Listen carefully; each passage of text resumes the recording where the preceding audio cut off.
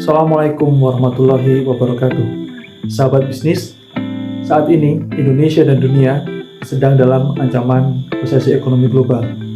Hal ini ditandai dengan turunnya pertumbuhan ekonomi selama 2 tahun berturut-turut, juga tingginya tingkat inflasi, dan tingginya suku bunga pinjaman perbankan.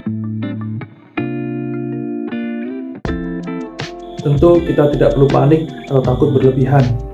Kalaupun nanti benar-benar Indonesia akan masuk dalam resesi ekonomi, kita perlu tahu bahwa ekonomi selalu berjalan dalam sebuah siklus.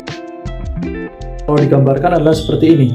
Saat ini kita dalam tahap di sini, di mana kita dalam tahap kontraksi ekonomi, ditandai dengan tingginya inflasi, tingginya suku bunga, dan pertumbuhan ekonomi yang negatif. Tapi kemudian siklus akan terus berjalan, di mana ekonomi akan tumbuh dalam masa relaksasi, di mana suku bunga akan menjadi lebih rendah, inflasi menjadi rendah, dan ekonomi akan tumbuh menjadi positif kembali.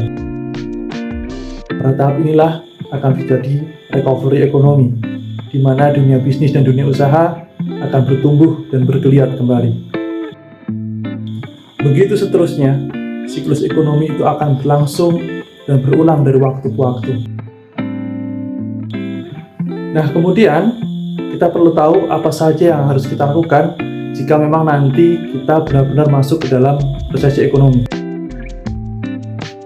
Yang pertama, tentunya kita harus melakukan strategi efisiensi perusahaan, baik dari sisi operasional, keuangan, pemasaran, maupun sumber daya manusia. Yang kedua, kita harus terus berinovasi agar produk dan layanan kita tak bisa bersaing di tengah masyarakat meskipun pasar sedang lesu.